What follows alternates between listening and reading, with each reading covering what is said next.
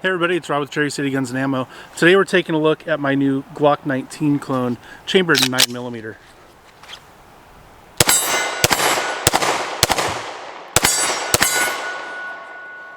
Stick around.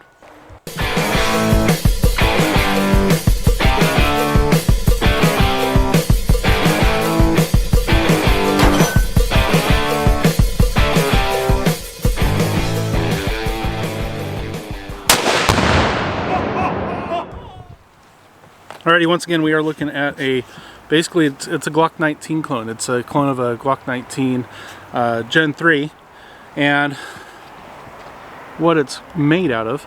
This upper is a Palmetto State Armory Dagger upper, and then an 80% arms lower. And the 80% arms lower can be had in two different kind of configurations. You can get a different length grip on it, so it can hold, it'll be a Glock 19 or a Glock 17 clone. This is the 19, something I do intend to do concealed carry with. The Dagger upper is pretty nice because that Dagger upper only costs $199. It is chambered for a red dot. It is a threaded barrel and suppressor height sights, and that's just how it comes. At least that version that I got, and they have several different versions available.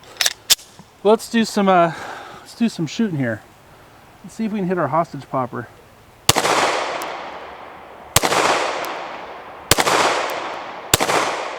Boy, going just high.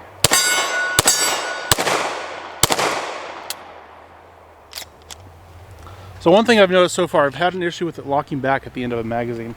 And I'm not sure if that's just a break-in period thing or a compatibility between the two components. But we'll do some more shooting and see what happens here. Let's shoot our Scoops TV plate.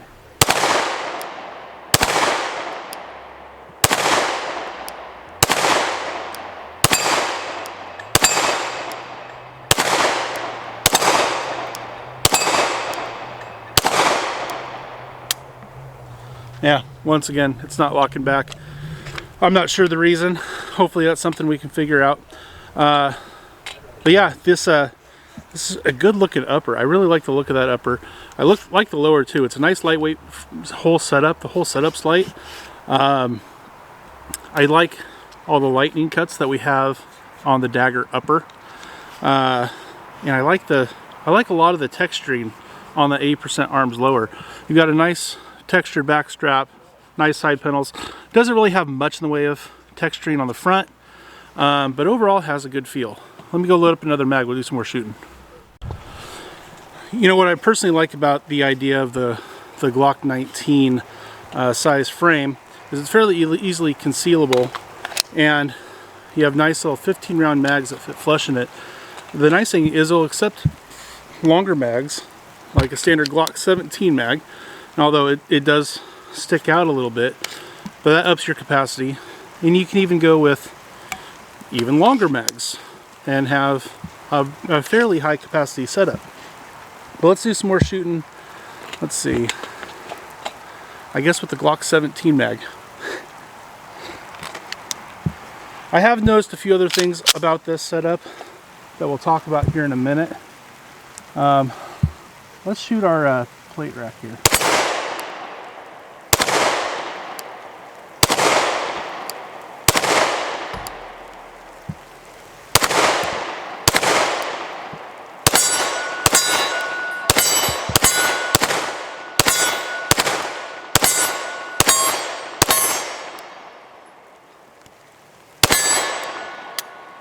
Yep. Once again, didn't lock back. I thought maybe it was a magazine issue, but that's 3 different magazines now. It hasn't locked back. And today's the first day I've shot it, so I haven't had a lot of experience with it. It is, as far as trigger goes, it feels like a completely stock Glock trigger. You have a wall, and then it creeps, then goes off. But the reset is tactile and audible, which is definitely a good thing. I think this will be a great little setup here. There's one thing I don't like, and one thing that I might change, and that are the sights. I do not like the suppressor height sights that come with that Dagger upper. I don't mind a blacked out rear. What's really odd to me is a lot of times if you see a blacked out rear, it'll be a serrated blacked out rear. But they have a serrated blacked out front. which I find very interesting. And I don't like a blacked out front. I like at least a white dot on the front. 3 dots are great, but a blacked out rear with a white dot front, I find completely acceptable. But the other thing I don't really like, and this is probably really not going to come across on camera, but this rear sight has a huge wide notch, but your front sight, not only is it skinny at the base, but it actually tapers up and becomes even skinnier. And so, let's see if I can line them up. Your sight picture, I don't know if you can see how far I'm moving it and how much that front sight can move in that notch. I mean, obviously you get centered in the notch, you should be able to hit what you're aiming at. But the skinnier that front sight is, the tougher that's going to be. I like it where the front sight almost completely fills the notch in the rear with just a slim hair of light be seen when it's centered. It's easier to tell when it's centered. When you have that really skinny front sight, it's awful hard. But let's go out here to our 60-yard silhouette and see if we can get any hits on that 60-yard silhouette.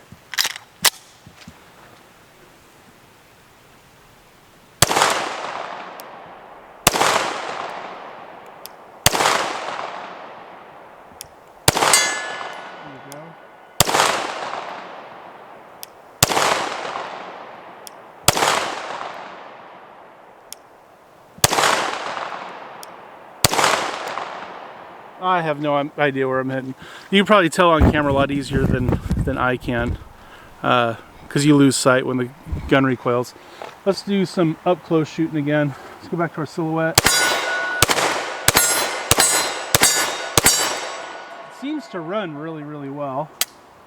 And we're empty, and I didn't realize it. Yep, we're empty because this is not locking back. I'm not sure what would cause that. I'll have to do some looking into it and see if that's something that we can remedy.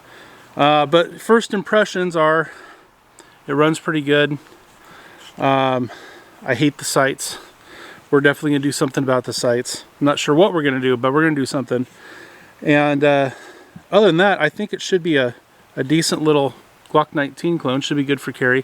I love the fact that it is threaded and comes with a nice threaded barrel thread protector on there. I have my first suppressor currently awaiting ATF approval. Don't know how long that's going to take because it takes a long time, but I really like the idea of getting this to be a suppressor host. So I have a nice compact pistol I can put my suppressor on. That should be a lot of fun, and I'm looking forward to that. And we'll definitely shoot this gun again with the suppressor on it once it's no longer awaiting approval. The 80% arms, anytime you're dealing with any of the 80%, well, let me step that back. Anytime you're mixing and matching components from one brand to another, you can run into issues like I'm having with it not locking back. That could certainly be the reason it's not locking back. Usually you can find some kind of remedy for it, but that's the only thing I can think of. When you do mix and match components, you can have some compatibility. So I wouldn't suggest doing something like this, you know, buying your upper and your lower and putting them together as they're intended to be, and expecting perfect function right out of the box, conceal carry type dependability. It's definitely something you want to test out and shoot and confirm that it's going to be something reliable before you start carrying it. So that's something I'm definitely going to do before I decide to carry this. But the first impression is pretty decent. I've been shooting a bunch of videos today. I haven't been shooting the best. I feel like I'm having a pretty off day, which kind of sucks, but you know, it is what it is. Can't be great all the time. And maybe it's the gun I'm shooting. I don't know. Maybe this isn't super accurate, and maybe we can do something to fix it, but we'll see. Anyway, you know, I'm not a professional shooter. I just come out here and have fun. I'm a consumer just like you. And I have a lot of guns myself, and I have lots of friends that have lots of guns, so I get lots of opportunities to shoot a lot of different stuff. I just like to be able to come out and shoot the guns and review them like a regular consumer, not like a match professional or somebody who puts down thousands and thousands of rounds per year. I do shoot more than probably the average person, but for the most part I'm just like the average gun buyer, And that's kind of how I do these reviews, from that perspective. I hope you guys enjoy that. I hope you find some value in it. And I appreciate you coming and watching my videos week after week. It means the world to me. If you haven't had a chance, if you would like and subscribe to the videos, I would really appreciate it. And we'll see you on the next one. Bye-bye.